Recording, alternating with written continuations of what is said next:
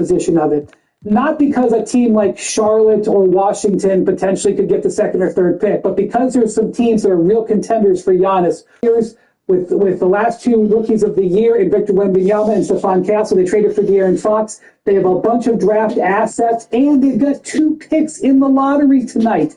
One of them is this Hawks pick that's not on the screen right now, but you put this stuff together, they can offer potentially 2 lottery picks in this draft if they wanted to put an offer together for Giannis in addition to players on their roster. So another team I'm going to point out, we have the Suns here, but really that's the Rockets pick. The number 9 pick for the Suns is the Rockets. They have a 4% chance of winning it, a 17% chance of getting to the top 10. This is a team that has a bunch of draft assets that are not theirs that they could offer in a deal for any star player, but specifically a player like Giannis, who is 30 years old, would match more to their core. San Antonio and Houston, very interesting the way they come out tonight. And then the third thing I'm going to mention is Brooklyn. Big market, has been hunting and preparing to try to make an offer for Giannis for a while. If they get a pick that jumps up into that top 4 tonight, it strengthens their hand in potentially making an offer for Giannis Antetokounmpo. Okay, I feel an obligation to ask the question, Wendy, I'll start with you or Shams, like reading Twitter, and obviously, as I mentioned the other day, there are very few Mensa meetings are held there, but if you just sort of look at all the stuff that gets thrown out there, the whole world wants to know, well, can he wind up with the Lakers? Can he wind up with the Knicks? Can he wind up with one of the big glamour franchises? What does the reality of all that look like, Winman? So he's got 2 years, would have him for 2 years, but it would be better for all parties if the Bucks worked with Giannis and then there would be a contract extension put in place when he was traded. If a team that was trading for him knew they were going to have him basically for the rest of his prime, their offer would increase. And what I'll tell you about Milwaukee is this. Milwaukee does not control their draft for the next 5 years. That means if you're going to the trade machine and you're putting package of draft picks where the Milwaukee is going to stink the next 3 years, that's not attractive. That they control their draft picks. They need players back. They would also look draft picks. By the way, if you're for a draft pick for Giannis,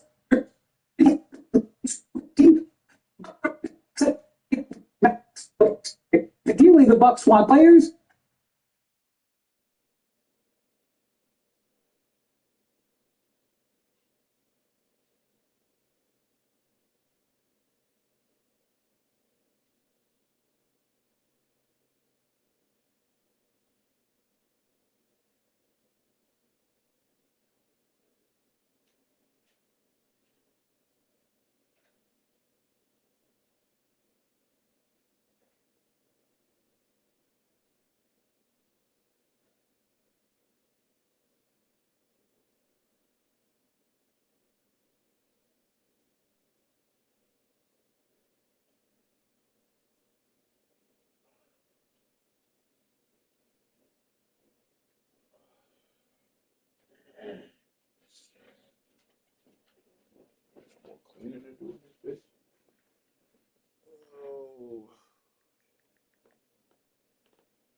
And they're going to want other teams' picks. There are several teams who have this exact package, including Lakers. Could the Lakers make an offer? No. Yes. Could Giannis come in and say, I am going nowhere but the Lakers? Yes. And if that happens, that would increase it. But I don't think the Lakers or the Knicks could make an offer that's in the top 5 or 6. But because Giannis potentially has agency in this, then you would say that his words would matter a lot. He's like, obviously, Giannis is one of the glamour stars in the sport.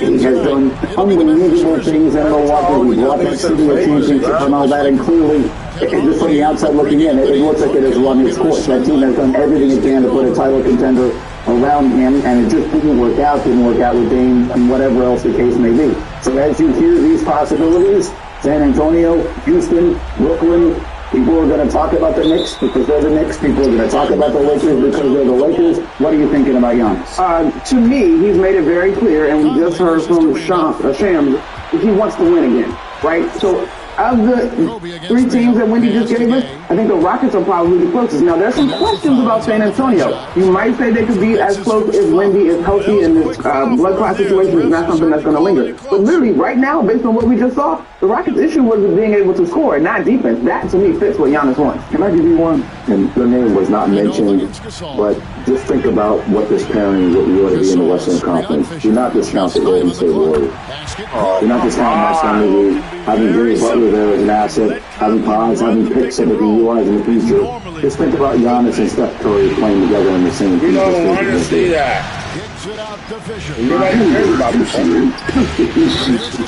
It's chicken made for dinner. So bye-bye, bun. Hello, the crispy streets. Now, at your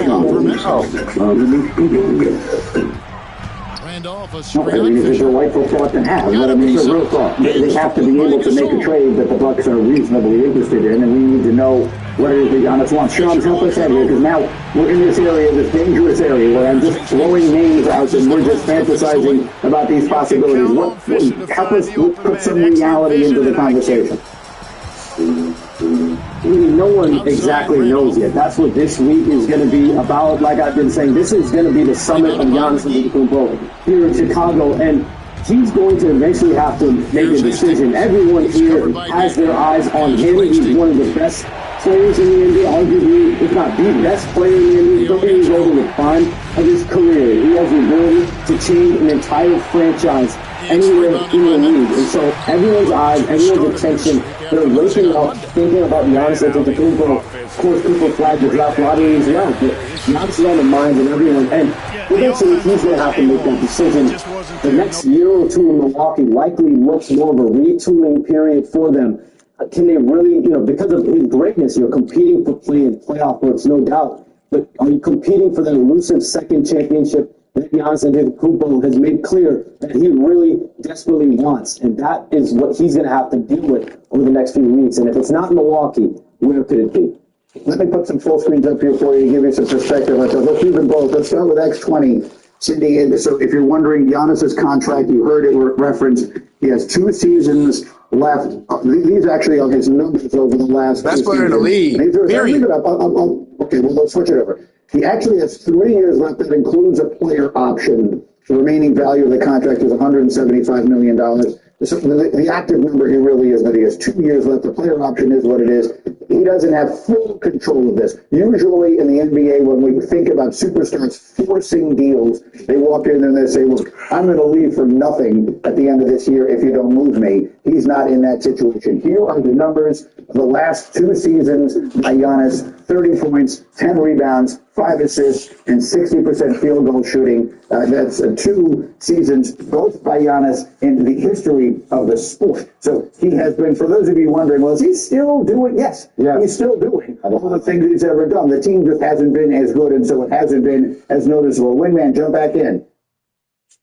Yeah, I think the big thing here is he has been the greatest player the Bucks have had since Kareem Abdul-Jabbar. He has delivered everything he could there. Might even be responsible for the Bucks to trade him no matter what, because of what the situation they're looking at. It may be the best thing for the franchise. So it just makes the most sense that the two sides would work together, both as the best thing for the Bucks going forward, and because they have such a strong relationship with the players. You do not want this to be adversarial. Because of that, that will really make what Giannis's preference is so important. I will tell you this as well. Giannis is extremely savvy when it comes to financial matters. He's very, very smart at what is the best way to do his contract. He's very, very smart at taxes. I promise you, he knows the tax rates in all the states. And I again come back to Houston and San Antonio. He has a great relationship with Hakeem Olajuwon. He's done a lot of training with Hakeem and Houston, so they have a very interesting relationship. And again, Sean with the breaking news. For the first time in his NBA career, Giannis appears open to the possibility of moving on from Milwaukee, where he has been for 12 seasons, where, as Wendy says, he is inarguably the best player that franchise has had since they drafted Ben Lou Alcindor, now known, of course, to the world as Kareem Abdul-Jabbar. And he's good on the second. So timeout called here. First for memory. Wednesday, cracking the number one crypto exchange and famous YouTuber Kit Boga has also spoken about how great cracking. A new wrinkle in their game plan when they come out of this timeout. Breaking news into First Take this morning about our own Shams Charania broke earlier today on Get Up. For the first time in his 12-year career, Giannis Antetokounmpo is open-minded about his future, meaning taking his talents elsewhere. Welcome into First Take. I'm Laura Turner alongside Stephen A. Smith. Shams Charania here with us now. Shams, good morning. Thank you for the time. So, what more can you tell us about Giannis?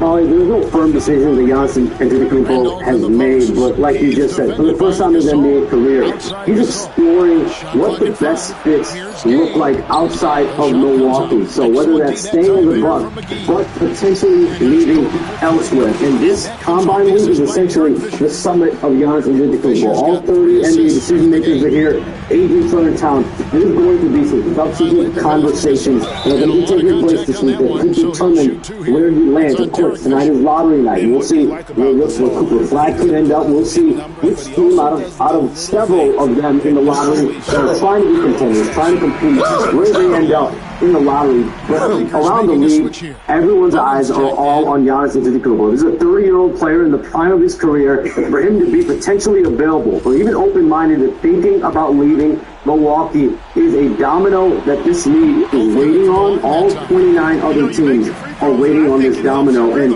he has said repeatedly what he wants out of his career is to be the best long-term sustained winning environment. And I'm told that's going to be at the forefront of everything he's going to be thinking about this offseason. He has a lot of equity in Milwaukee, though, Molly and Stephen A. As you guys know, he's played 12 years there, won a championship in 2021, Finals MVP, two-time MVP in the regular season. This is something that's very accomplished in Milwaukee, homegrown there.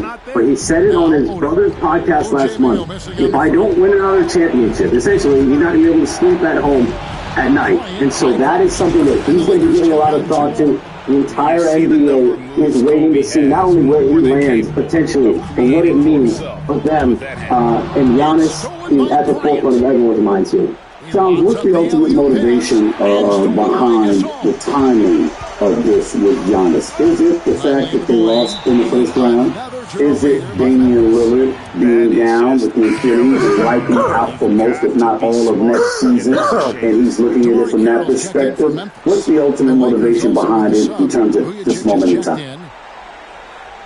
Stephen, when he looks at this team, I'm told, obviously, it's very top-heavy salary-wise, and there's a lack of really tradable, high-value contracts. There are 7 players under contract. Giannis Antetokounmpo, Damian Lillard, of course, Kyle Kuzma, and then there's a lot of guys who make, around minimum salary. So when you look at the marketplace, trying to elevate that team, their options are dry, and they only have one first-round pick eligible to be traded. That's 6 years away. 2031, 2032. They can trade one of those picks. So you don't have really high-value tradable contracts. You have one first-round pick eligible to be traded. You don't necessarily have cap space. You have the full mid-level exception to use. And so some people in Milwaukee do believe, like, listen, we have the mid-level exception and we have one first-round pick.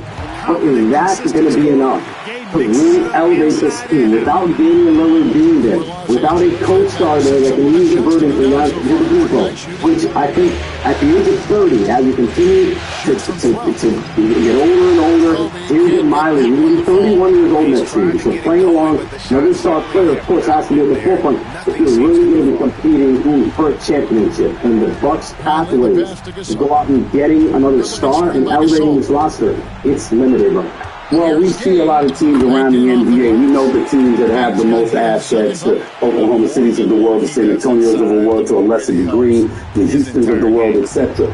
Has Giannis given any indication as to where he would prefer to go in the event he decides he definitively wants out of Milwaukee, or is that something that's still up in the air right now?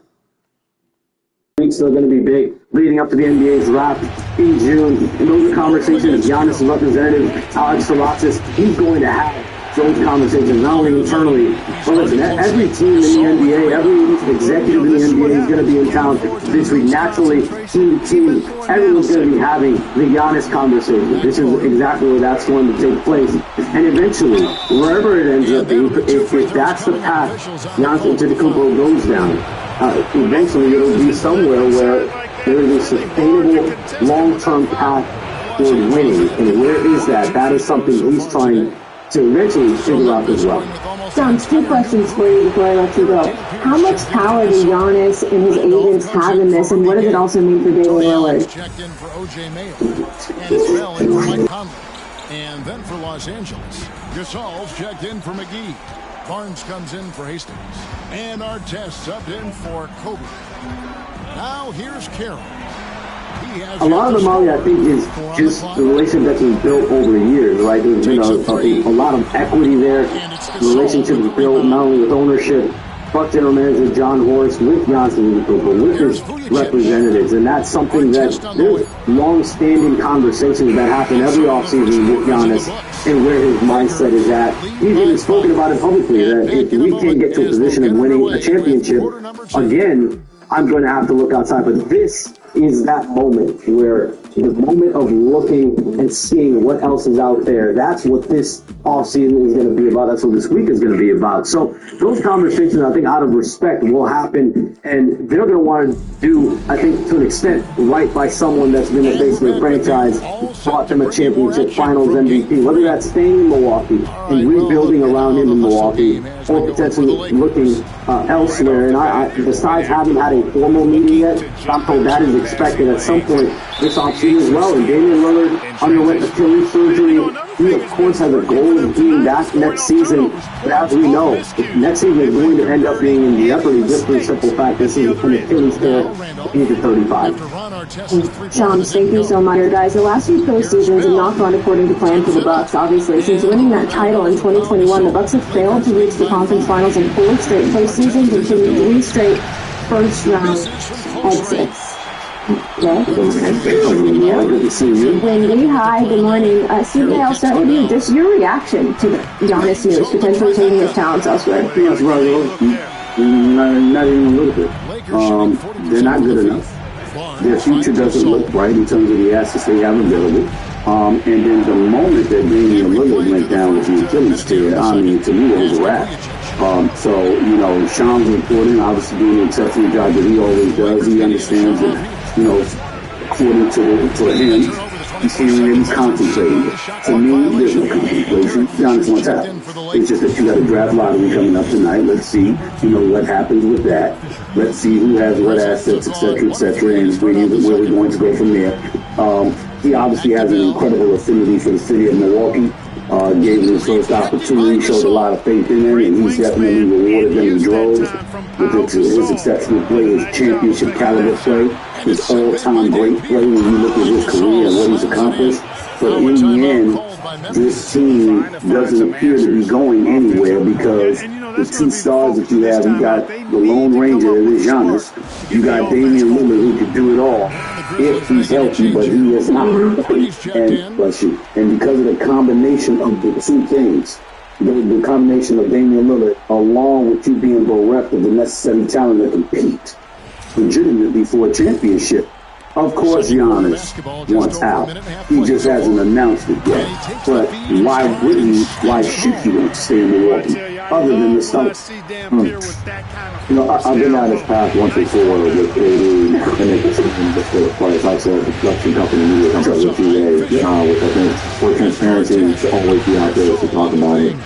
I don't think there's any real will between him and the Milwaukee Bucks. Obviously, Mark Lashley was part of the team ownership, great relationship with Mark Lashley, great relationship with Jimmy Haslam, Wes Stevens, John Horst. Everybody's on the same page. I think this comes down to what kind of value can the Milwaukee Bucks extract from Giannis and can they work together with Alex Lapis and Giannis to make sure that he's positioned to be in the right situation that he wants. I know a lot of things. You just mentioned Houston Rockets. You talk about San Antonio. I thought nothing. I did this. I just wouldn't discount Golden State. Okay. I wouldn't discount Golden State and Steph Curry. I think assets-wise, they can have it. You can package Jimmy Butler. Just understanding how Giannis has had to perform for Steph Curry before, how they could play, how you keep that window open for them both. I think it's an interesting team to talk about that nobody's really talked about as of yet. What about Brooklyn? I just wonder if you win the championship, when you're trying to win a championship in the next 3 to 5 years. Giannis has 2 years left in this year, so he's going to have some impact. Yeah. I mean, because again, you have him for 2 years. He's a superstar. He's going to have some impact on where he's going to go. Why the hell would you go to Brooklyn instead of the Knicks? I don't see that. Big market. So no, I don't see it. Let the cut down my bill. I'm just letting you know. I'm just letting you know. Everybody learned the message from KD and Kyrie. The New York Knicks is where you need to go. I know you're feeling good right now, but I'm not saying that nothing out of this game, but Wendy, first off, welcome back, Molly. Hope you're feeling better. Hey, you're getting there, indeed. Secondly, the big thing about Stephen A. just mentioned the Giannis has 2 years left on his contract, plus a player option, but functioning it's 2 years. That means that he doesn't have to work with the organization. The organization, in theory, should trade him without getting his permission. He wouldn't be renting him, but what makes the most sense is for Giannis and the organization to work together, assuming he comes to a conclusion that he wants to be traded to Milwaukee. He's not saying that yet, but this is only a step-by-step process, and the first steps are starting to happen. If he works together, this means that Giannis's preferred destination would be really, as far as handicapping this field, what Giannis wants would be most important. Yes, I can sit here and show you the San Antonio Spurs asset. Have good young players. I can talk about what happens in the lottery tonight, like what happens if Houston Rockets, who actually own the Phoenix Suns, what happens if they jump into the top 4. But really it's going to come down to, does Giannis have a spot that he wants to be directed to? And here's the thing you have to understand about Milwaukee. Milwaukee doesn't control the next 5 first-round picks. They've either traded them away or traded the spots. And what that means is that if you come out of this with Milwaukee in a full rebuild, that's not attractive to the Bucks. The Bucks don't control their picks. If they do 65 games next year, somebody else is going to get their pick. And so when you think about what trade Milwaukee might be interested in, as you try to mirror it up with what trade Giannis might be interested in, there's got to be players coming back. There's got to be something that helps the Bucks retrofit. They can't tank. The other thing is, if you're trading Giannis to a team that is going to become a super team, okay, and your offer back for Giannis is your own draft picks, that's not going to be attractive for Milwaukee. So that's why it's really going to matter what happens in the lottery tonight and what Giannis wants. We're not going to have all the answers, but we're going to have a better feel because there's some competitive teams for Giannis in tonight's lottery that can improve their hand. To the left wing. Now here's Conley. He's got 7. The drive by Gay. Good on the shot. Gay's got 4 points in the quarter. Gay's athleticism. I'm just curious. Obviously, winning's paramount, but how much do you think the market also matters for him? Like, that's why I brought up a team like Brooklyn, because obviously he's been in a small market for 12 years. Well, I don't think the market matters that much because once you've been in Milwaukee, almost every market is equitable. So you might prefer a bigger market, please don't get me wrong, but being in Milwaukee, it's not like someplace else that isn't considered an ideal huge market is a negative because they still probably be a bigger market than Milwaukee. When it comes to the New York Knicks, which is where I wanted to go, I'm just looking at my notes here. They only have one future pick, 2026 top 10 protected pick of the Washington Wizards. That's all the New York Knicks have available. They got OG Anunoby, they got Karl-Anthony Towns, they got Mikal Bridges, etc. But they gave up 5 first-round picks for Bridges, including 4 unprotected. This does not make me happy. I hate to put salt on the wound, but most players go to Cancun or the Maldives, other places. After they lose, Giannis came to New York with his family. Yes. Which means that this is some place that he would have liked.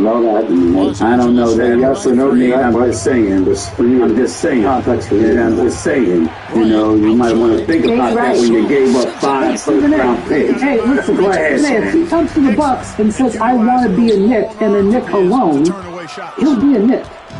Okay? And he can say to the Bucks, I want to be a Laker or I want to be a Warrior. That could happen, but we don't know. We don't know if that's what's happening yet. But it would take something like that for the Warriors and the Lakers to win. If it's a bidding war, those teams aren't going to win. Right. And that's what I was trying to say. If you have a multitude of teams that you would be interested in going to, no chance. Now, if he said, I want to be a New York Knicks, then that changes everything. You know. You're not feeling good about what you have right now?